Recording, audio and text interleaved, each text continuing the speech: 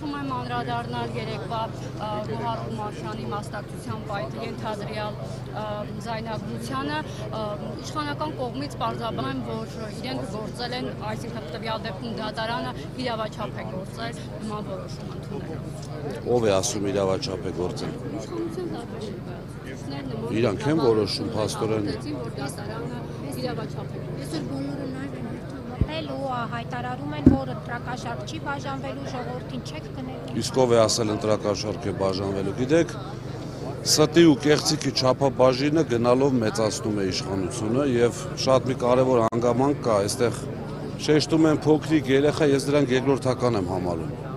Առաջին հերթին կա բարոյականության խնդիր, կռիվ ունեք մեր հետ, կռիվ տվեք, ինչ եք կանանց հետ կռիվանում։ Տղամարդկությունից են խոսում։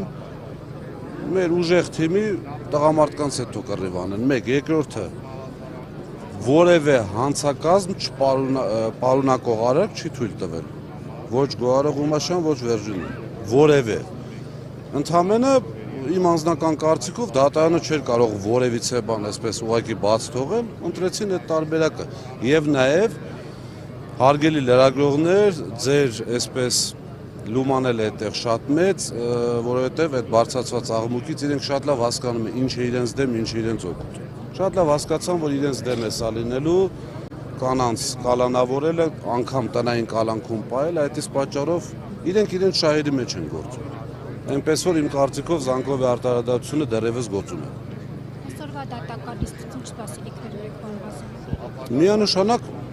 էլ արդեն չգիտեմ ոնց ասենք, տարբերակ չկա ուղղակի։ Եթե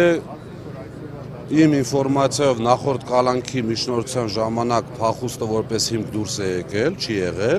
եղել է վկաների վրա ազդեցությունը, այս պարագայում գործը արդեն դատարանում է, ինչ խնդիր կարող է լինել։ Կամ ոնց են պատկերացնում Սամվել Կարապետյանը ինչ որ վկայի վրա այն դեպքում, որ որևէ կապ չունի այդ ներկայացված գործերի հետ։ Վախի արտահայտում այնտեղ խոսում են իրենց վատ պահվածքով, վատ լեքսիկոնով, ախր բազմաթիվ անգամ ասել եմ, մենք այդ մակարդակին չենք իջնելու, չենք իջել, որովհետև այդ մակարդակը իրենցն է, մերը չէ։ Այդ խոսույթ ենք օգտագործելու, այսքան։ Պարոն Ղազինյան, իշխանության ներկայացուցիչները ձեր ցուցակի մասին են շատ խոսում, օրինակ ասում են, բերել եք նույն թիմն է, Քոչարյանի ու Ռոբերտ Քոչարյանի ու Սերժ Սարգսյանի թիմն է, բերել են ոչ մի փոփոխություն չի լինելու եւ այլն, ինչ կասեք այս մեղադրանքին։ Առարկայական բանավեճ որպես այդպեսին չկա։ Նախ մեր երկիրը փոքր երկիր է եւ յուրաքանչյուր կարող ուժ, կարող մարդ ինչ որ մի ժամանակ, ինչ որ մի ձեով համագործակցել է ինչ որ իշխանության հետ։ Եթե դուք տեսնեք մեր ցուցակում կան նաեւ ժամանակին ԿՊ-ին վստահած եւ դուրս եկած մարդիկ։ Այսինքն սա եւս մեկ անգամ ապացուցում է, որ Սամվել Կարապետյանը միասնության կողմնակից է, այսինքն անկախ նրանից որ իշխանության հետ է անձը աշխատել, եթե մաքուր է, եթե չունի պրոբլեմ, չունի խնդիր, միանշանակ կարող է լինել մեր թիում ուժեղ Հայաստան կառուցելու գործում։ Հիմա ուղղակի ձեզ եմ խնդրում, այդ դեպքերում, որ խոսում են, ընդամենը պետք է հարցնել, ինչ ունեք այդ մարդկանց հետ կապված, առարկայական, այսինքն, հա, ժամանակին եղել է այնտեղ, այսօր այստեղ է, որն է խնդիրը, պայքարող տեսակ է։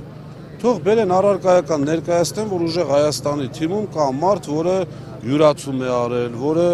պետական դավաճանություն է գործել իմ կարծիքով իրենց պես, թող բերեն ներկայացնեն։